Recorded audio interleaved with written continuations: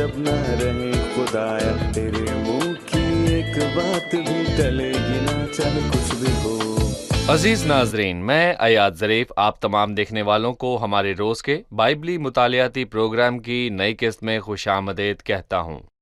अभी हम अहद कदीम में से ज़बूर की किताब का मुताला कर रहे हैं, जो कि दूसरी नज़मी किताब है, और आज हम 38वें और 39वें ज़बूर का मुताला करेंगे।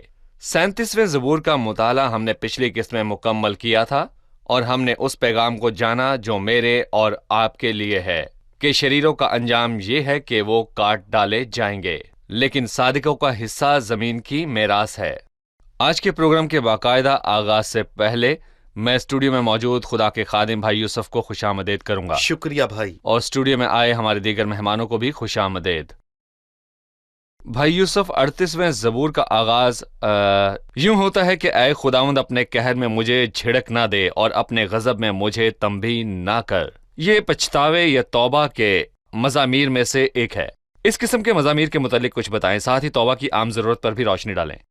पछतावे या तौबा के मज़ामीर का आगाज ज़बूर 6 से होता है, जिसमें ज़बूर 32, 38 और 51, ज़बूर 143 और फिर ज़बूर 133 और ज़बूर 102, ये कुल 7 ज़बूर हैं।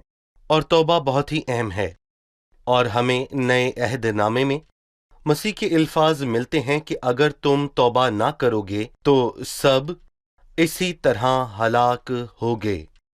और पतरस ने भी पेंतीकोस्त के मशहूर वाज में तौबा की तस्दीक की, जब लोगों ने उससे बताया कि उन्होंने गुनाह किया और मसीह को कत्ल और मसलूब किया, और उससे पूछा कि अब उन्हें क्या करना चाहिए, तो पतरस ने उन्हें कहा, तौबा करो और तुम में से हर एक अपने गुनाहों की माफी के लिए मसीह यीशु के नाम पर बपतिस्मा ले, तो तुम रूहुल कुद्स इनाम में पाओगे। लोग कमजोर हैं और गुनाह करते हैं, लेकिन खुदा का शुक्र हो के खुदा तौबा कबूल करता है, और उसने हर एक के लिए कफारे का इंतजाम कर रखा है। और जो मसीह के पास आकर तौबा करता है और मसीह यीशु के अजीम काम को कबूल करता है, वो माफी पाता है। यीशु मसीह के कफारे के बदले इसलिए कफारा बहुत अहम है, और इसीलिए मुझे लगता है कि तौबा के 7 मज़ामीर इस ज़बूर की किताब में मौजूद हैं। और भाई यूसुफ, यकीनन तौबा बहुत ही अहम है और ईमान की साथी है। तौबा के बगैर ईमान नहीं है। सही। मैं चाहूंगा कि आप उन्वान पर तबसरा करें। यादगारी के लिए दाऊद का मजमूर किसकी यादगारी या किसकी यादगारी की बात करता है? अच्छी बात यह है कि इंसान गुनाह करता है और वो तौबा भी कर लेता है, लेकिन अगर उसे याद ना होगा तो वो तौबा कैसे करेगा? इसलिए खुदावंद मुकाशफा 2:5 में कहता है, इसलिए ख्याल करके तू कहां से गिरा और तौबा करके, और अगर मुझे ख्याल ना हो तो मैं तौबा के काबिल नहीं। तो इसलिए मैं कहूंगा कि अगर कोई गुनाह करे तो उसके लिए जरूरी है कि वो खुद को जांचे। और ये भी बहुत अच्छा है कि इंसान हर मौके पर तरबियत को हासिल करे, ताकि वो ठहर कर अपने माफी के तजर्बा पर नजर दौड़ाए, मतलब कि वो खुद को जांचे और कहे, क्या मुझसे कोई ऐसी बात तो नहीं हुई जिससे खुदा या इंसान रंजीदा हो? और अगर मुझे याद आ जाए कि मुझे किसी बात की सलाह दरकार है तो मैं तौबा करूं, जैसा कि हम इस ज़बूर में देखते हैं। सही। मैं चंद आयत पढ़ने के बाद आपसे सवाल पूछूंगा। ऐ खुदावंद, अपने कहर में मुझे झिड़क ना दे और अपने गजब में मुझे तंबीह ना कर, क्योंकि तेरे तीर मुझे लगे हैं और तेरा हाथ मुझ पर भारी है। तेरे कहर के सबब से मेरे जिस्म में सेहत नहीं, और मेरे गुनाह के बायस मेरी हड्डियों को आराम नहीं, क्योंकि मेरी बदी मेरे सर से गुजर गई और वो बड़े बोझ की मानिंद मेरे लिए निहायत भारी है। कभी कभार कुछ ईमानदार इन आयात को लेकर इनका इतलाक मसीह पर करते हैं, जिसने सलीब पर दुख सहा। मैं चाहूंगा कि आप हमें बताइए कि बाइबल के इस हिस्से को किस हद तक इस्तेमाल किया जा सकता है और मसीह के दुख से इसका नाता छोड़ा जा सकता है। क्या कोई हद है जिसे पार नहीं किया जा सकता? बेशक दाऊद यहाँ पर अपने जाती तजुर्बे की बात कर रहा है, जबकि उसने वो बदनामे जमाना गुनाह किया जब वो बैतसबा के पास गया, जो उस वक्त उसकी बीवी ना थी और यकीनन वो वक्ती लज्जत थी। मतलब कि दाऊद से गुनाह सरजद हुआ, जिसने उसे तवील अरसे तक मुस्तकिल दुख में मुब्तला रखा, और इसीलिए वो इस आयत में वाज़ेह कहता है कि मेरी हड्डियों को आराम नहीं, کیونکہ میری بدی میرے سر سے گزر گئی، وہ بڑے بوجھ کی مانند میرے لیے نہایت بھاری ہے، یہ ضمیر سے آنے والے دکھ کی آواز ہے۔ اور داؤد کو ایسا نہیں لگتا کہ خدا اس سے خوش ہے۔ اے خداوند اپنے قہر سے مجھے جھڑک نہ دے۔ اس نے خدا کے راضی ہونے کا احساس کھو دیا، اور میں کہوں گا وقتی لذت نے مسلسل چلنے والے دکھ کو، غم اور پچھتاوے کو جنم دیا۔ اب رہی بات ان لفظ کے مسیح پر اطلاق کی، تو اگر ہم ایسا کرنا چاہتے ہیں تو ہمیں معلوم ہونا چاہیے کہ جب داؤد کو سزا ملی تو داؤد کی سزا اس کے گناہ کی وجہ سے تھی، جس کا وہ حقدار تھا۔ جی بالکل، جبکہ مسیح نے ان گناہوں کی سزا پائی جو اس نے نہیں کیے تھے، بلکہ ان کا کرنے والا میں تھا۔ ہم سب میں سے ہر ایک نے تھوڑے یا بہت سے گناہ کیے ہیں، در حقیقت ہم سبھی نے بہت سے گناہ کیے ہیں، لیکن مسیح نے ان کا اقرار کچھ یوں کیا کہ گویا وہ سب کچھ اس نے کیا ہو۔ ہمیں اس میں امتیاز کرنا ہوگا کہ جب مسیح یسوع نے تمام دکھوں کو اٹھایا تو اس نے کوئی بھی گناہ نہ کیا تھا، بلکہ اس نے وہ تمام گناہ اٹھا لیے جو ہم نے کیے تھے۔ یسایہ 53 میں لکھا ہے کہ حالانکہ وہ ہماری خطاؤں کے سبب سے گھائل کیا گیا اور ہماری بدکاری کے باعث کچلا گیا، ہماری ہی سلامتی کے لیے اس پر سیاست ہوئی تاکہ اس کے مار کھانے سے ہم شفا پائیں۔ اور میں کہوں گا ہمارے لیے یہ جاننا اہم ہے، مسیح نے دکھوں کو اس لیے نہ اٹھایا کیونکہ اس نے گناہ کیا، بلکہ اس نے ہمارے لیے دکھوں کو اٹھایا۔ صحیح۔ اگر ہم زبور 37 کا حوالہ دیں تو زبور نویس اوروں کے گناہوں کے متعلق فکر مند ہے، یعنی شریروں کے، اور کہتا ہے کہ شریر کاٹ ڈالے جائیں گے۔ یہاں اس زبور میں وہ اپنے گناہ کے متعلق بات کرتا ہے، اپنی غلطیوں اور ناکامیوں کے متعلق۔ بھائی یوسف، ہمیں یہ بتائیے کہ ہم اپنے اور اوروں کے گناہوں کو کس طرح دیکھتے ہیں؟ یقیناً ہم کوشش کرتے ہیں کہ ہم دوسروں کے گناہوں کو دیکھیں اور ان کو بڑا بنائیں، انہیں مائکروسکوپ سے دیکھیں تاکہ وہ کئی گنا بڑے نظر آئیں، اور اپنی دفعہ مائکروسکوپ الٹا گھما دیتے ہیں تاکہ ہمارے گناہ بہت چھوٹے نظر آئیں۔ لیکن میں کہوں گا یہ انسان کی فطرت ہے، لیکن میں کہوں گا کہ جب خدا کا پاک روح انسان میں کام کرتا ہے تو وہ اسے اس کے گناہوں کو دیکھنے کی صلاحیت بخشتا ہے، تب وہ اپنے گناہوں کو پہاڑ جانتا ہے۔ مثلاً زبور 51 میں لکھا ہے، اور یہ بھی توبہ کے مزامیروں میں سے ایک ہے کہ میں نے فقط تیرا ہی گناہ کیا ہے اور وہ کام کیا جو تیری نظر میں برا ہے۔ تو میں یہ کہوں گا کہ اوروں کے گناہوں کو بڑا کرنا تو بہت آسان ہے کیونکہ وہ واقع بڑے ہیں۔ گناہ ہمیشہ بڑا ہوتا ہے اور کوئی گناہ چھوٹا نہیں ہوتا، بڑے گناہ سے بھی بڑا گناہ ہوتا ہے۔ مثلا پلاطس نے گناہ کیا جب اس نے خداوند کو مصلوب ہونے کے حوالے کر دیا، لیکن خداوند نے پلاطس سے کہا کہ جس نے مجھے تیرے حوالے کیا ہے اس کا گناہ زیادہ ہے۔ سو کوئی گناہ چھوٹا نہیں ہے، گناہ بڑا ہے اور زیادہ بڑا ہے۔ اور میں کہوں گا کہ خدا کی پاکیزگی کی روشنی میں اپنے گناہوں کو بڑا جاننا بہت ہی اچھی بات ہے، اور اگر میں ایک ایماندار ہوں اور خدا کو جانتا ہوں تو خدا کہتا ہے کہ جو میرے نزدیک آئیں ضرور ہے کہ وہ مجھے مقدس جانیں۔ اگر ہم اپنے گناہوں کو چھوٹا سمجھیں گے تو یہ اچھی علامت نہیں۔ پہاڑی واز کی زبان میں کہا جائے تو ہمیں اپنی آنکھ کا شہتیر نکالنا ہے اس سے پہلے کہ ہم اپنے بھائی کی آنکھ کے تنکے کو دیکھیں۔ صحیح۔ ہم ایک وقفے کے بعد مہمانوں کے سوالات کے ساتھ حاضر ہوں گے۔ ناظرین، ملتے ہیں ایک وقفے کے بعد، ہمارے ساتھ رہیے۔ مسیح کامل برے اور ہمارے اوزی اور نمائندگی کے طور پر ہماری بدکاریوں، گناہوں اور بیماریوں کو اٹھا لے گیا۔ شمعون پطرس پہلے خط کے دوسرے باب کی 24ویں آیت میں تصدیق کرتا ہے کہ وہ آپ ہمارے گناہوں کو اپنے بدن پر لیے ہوئے صلیب پر چڑھ گیا تاکہ ہم گناہوں کے اعتبار سے مر کر راست بازی کے اعتبار سے جئیں، اور اسی کے مار کھانے سے تم نے شفا پائی۔ کس سے شفا ملی؟ کیا ہماری بیماریوں سے؟ نہیں، گناہ سے۔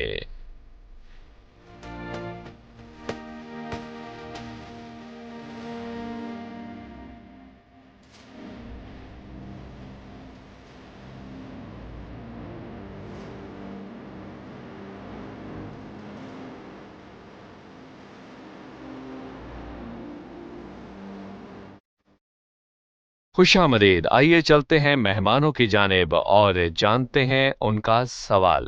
جی، سوال کیجیے۔ میرا سوال ہے، کیا خدا قہر اور غضب رکھتا ہے؟ جیسا کہ پہلی آیت میں لکھا ہے کہ مجھے اپنے قہر میں جھڑک نہ دے، کیا خدا پہلے مجھ پر قہر آلودہ ہوگا یا میرے گناہ پر؟ بھائی یوسف، کیا خدا قہر اور غضب رکھتا ہے، اور کس قسم کا قہر ہے جو خدا کا ہے؟ اگر ہم زبور 7 کو دیکھیں تو اس کی 11ویں آیت میں لکھا ہے، خداوند صادق اور منصف ہے، بلکہ ایسا خدا جو ہر روز قہر کرتا ہے۔ خدا ہر روز قہر کس وجہ سے کرتا ہے؟ لوگوں کے گناہوں کی وجہ سے، کیونکہ خدا پاک ہے۔ اور میں کہوں گا کہ لوگ اس بات کو بھول گئے ہیں کہ خدا پاک ہے، لیکن یہ بائبل کی بہت ہی بنیادی تعلیم ہے۔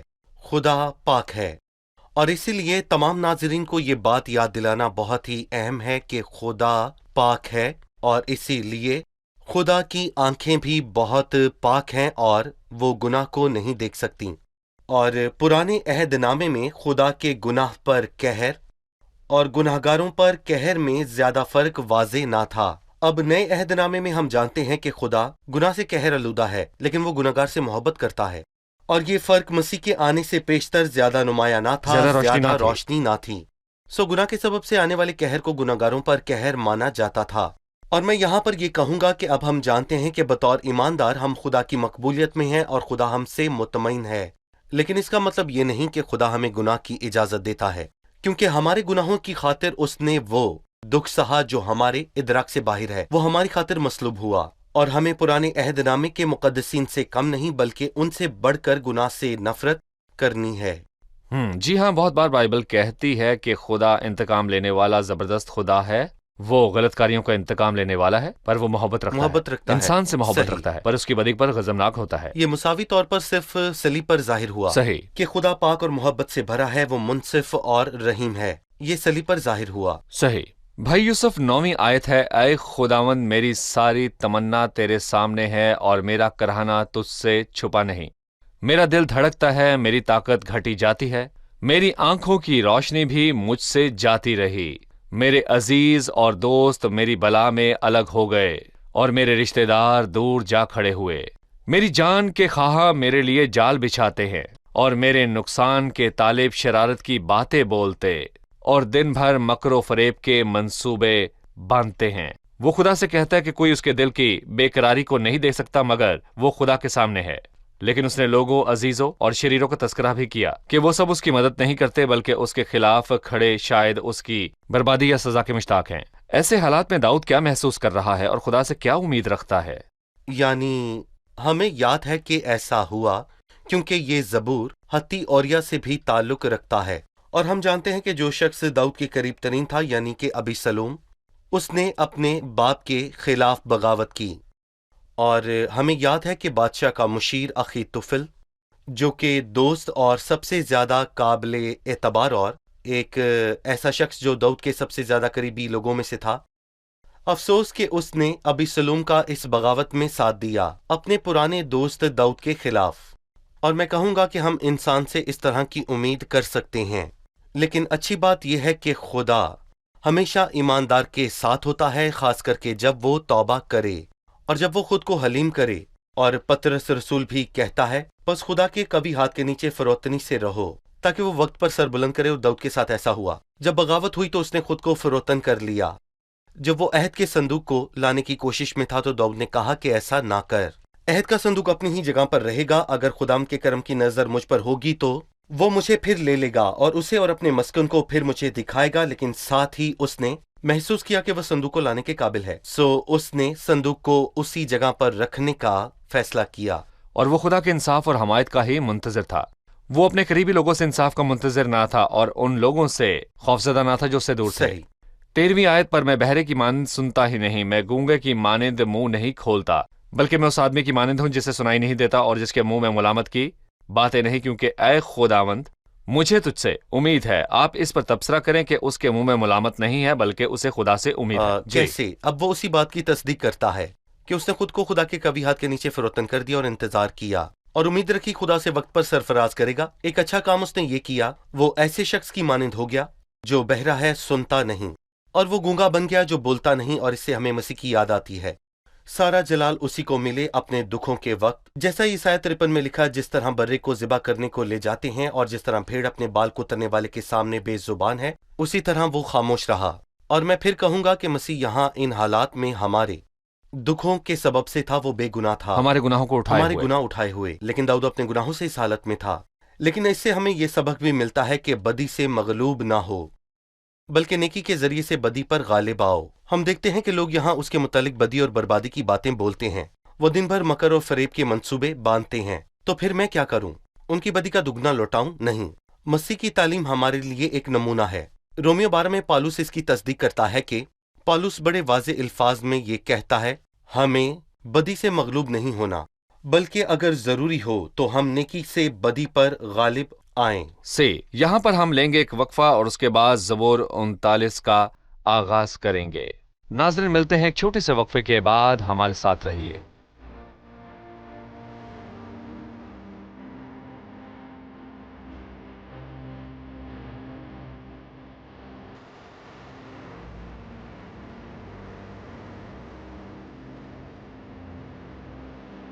नाज़रीन, एक बार फिर से खुशामदीद। आइए चलते हैं ज़बूर की किताब में अगले ज़बूर यानी ज़बूर 39 की तरफ।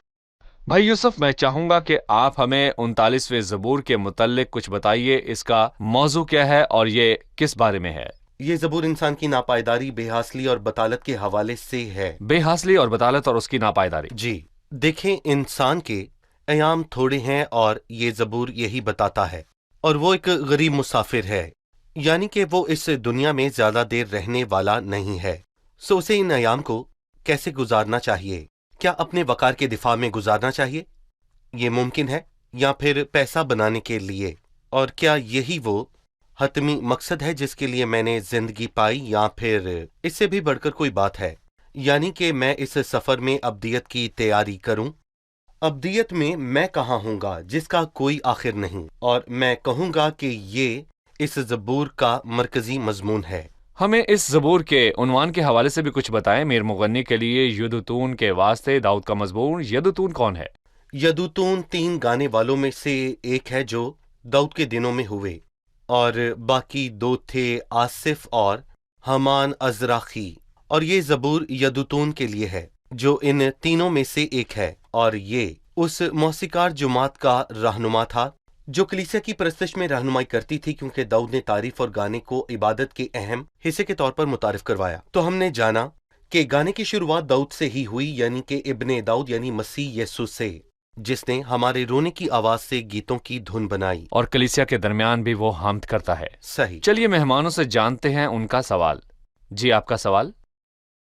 भाई यूसुफ हमें इस ज़बूर के मुतल्लिक बता रहे थे, इंसान कमज़ोर, आर्जी और फ़ानी जान है। क्या ये इससे तज़ाद रखता है कि वो एक मुमताज़ हस्ती है जिसे खुदा की शबीह पे बनाया गया? भाई यूसुफ, जाना जाता है कि इंसान को खुदा की शबीह पर बनाया गया, और बहुत सी तहकीकात ये बताती है कि इंसान अजीम है। उसने बहुत सी इजादात की और बड़ी साइंसी कामयाबी हासिल की। और आपने कहा कि इंसान कमजोर है, शिकस्ता हाल। इन दो आरा के दरमियान तवाज़ुन कैसे कायम करें? आए देखते हैं कि कलाम यहाँ पर क्या कहता है। मिसाल के तौर पर 4 आयत में लिखा है, ऐ खुदा ऐसा कर कि मैं अपने अंजाम से वाकिफ हो जाऊं, और इससे भी कि मेरी उम्र की मियाद क्या है, मैं जान लूं कि कैसे फानी हूं। देख, तूने मेरी उम्र बालिश भर की रखी है, और मेरी जिंदगी तेरे हजूर बेहकीकत है, और इंसान बेहतर हालात में बेसबात है। इंसान खुदा की शबीह पर बनाया गया, लेकिन ये ना भूलें कि एक बिन बुलाया मेहमान दाखिल हुआ, जिसका जिक्र पैदाइश के 3 बाब में हुआ, जब गुनाह दाखिल हुआ और इंसान की हस्ती को बिगाड़ दिया और खुदा से उसको दूर कर दिया। और खुदा के दूर होने से इस इंसान की बेहतरीन शबीह यह है कि वो अवारागर्द सितारा है जिसके लिए अबदी तारीकी धरी है।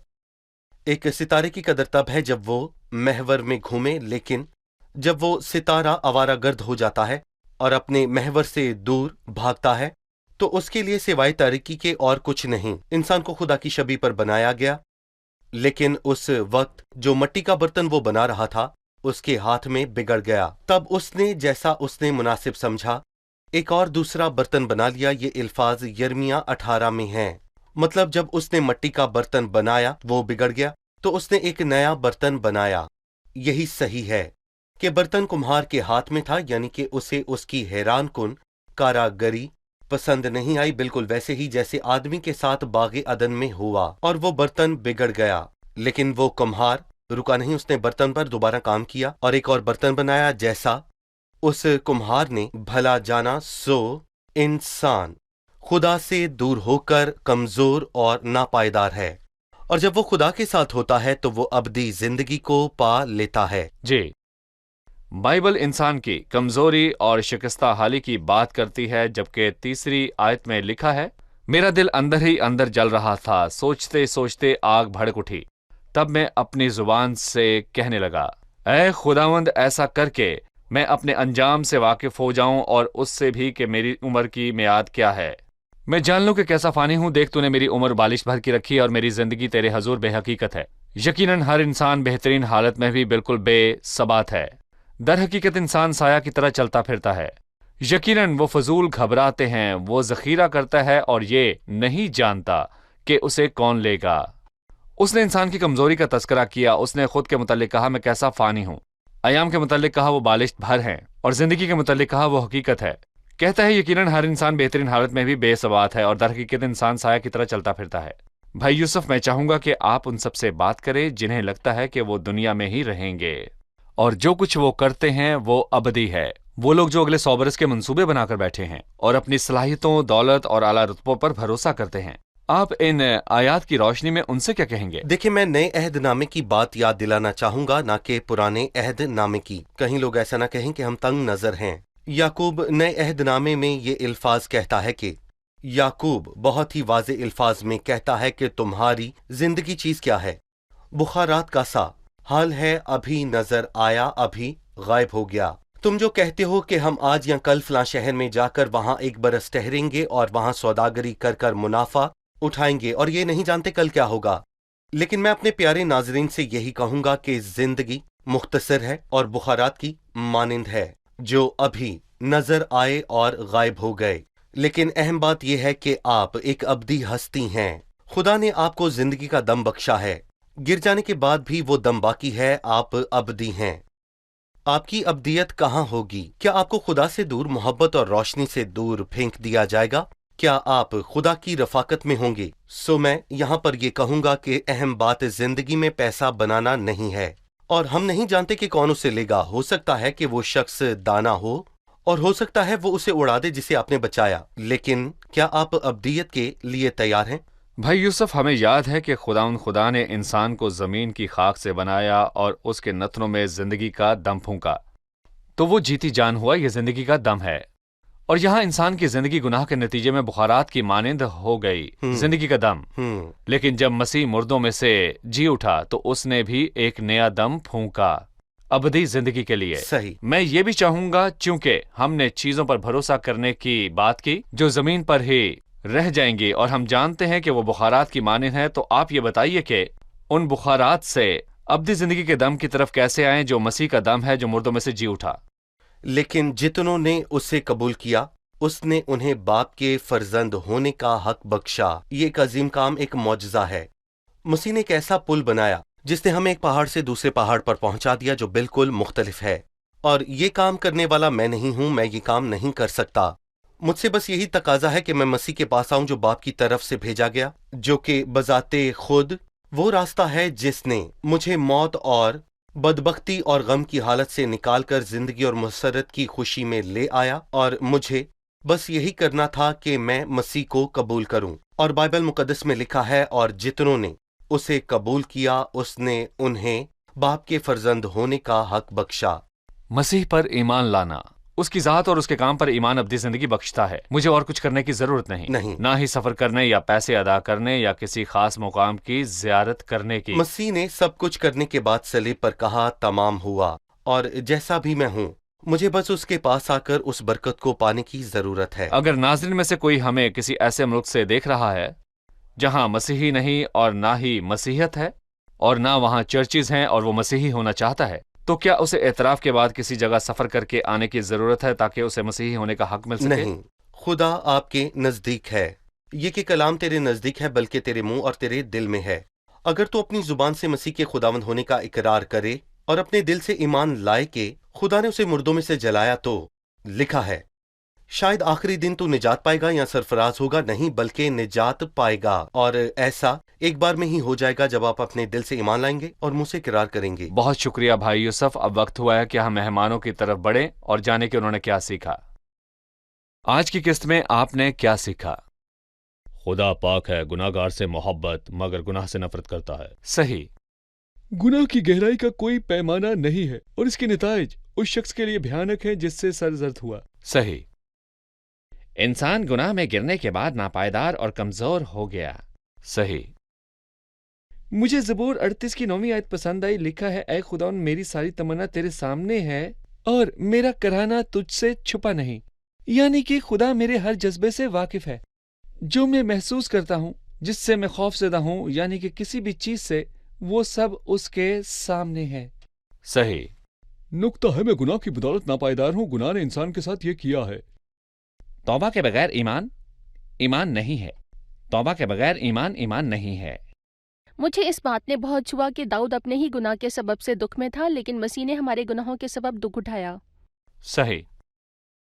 ایک انسان جو خدا سے دور ہے، غریب ہے اور رحم کا محتاج ہے. صحیح. آپ سب کا شکریہ. خدا آپ کو برکت دے. شکریہ بھائی یوسف. آنے والی قسط میں خدا آپ سے آپ کو پھر برکت ملاقات دے. ہوگی. ناظرین، میں آپ کو ان حیران کن الفاظ کے ساتھ چھوڑے جاتا ہوں. 39ویں زبور کی 7ویں آیت. اے خداوند، اب میں کس بات کے لیے ٹھہرا ہوں؟ میری امید تجھ ہی سے ہے. چونکہ انسان فانی ہے، چونکہ انسان بے حقیقت ہے، چونکہ زندگی بالشت بھر ہے، فانی اور عارضی چیزوں سے امید مت لگائیں. خداوند سے امید رکھیں اور خداوند پر بھروسہ کریں. ان چیزوں کی فکر یا ان پر بھروسہ مت کریں جو فانی ہیں. اگر ان چیزوں کے ساتھ وہ فانی ہیں، اگر اس رتبے کے ساتھ وہ فانی ہیں، اگر ان عہدوں کے ساتھ وہ فانی ہیں، اگر آپ دنیا کی کسی بات پر بھروسہ کرتے ہیں تو یہ سب فانی ہے. لیکن آپ ابدی اور دائمی غیر فانی خداوند یسوع مسیح پر بھروسہ کریں، جس نے آپ کے لیے اپنی صلیبی موت کے وسیلے دروازہ کھولا.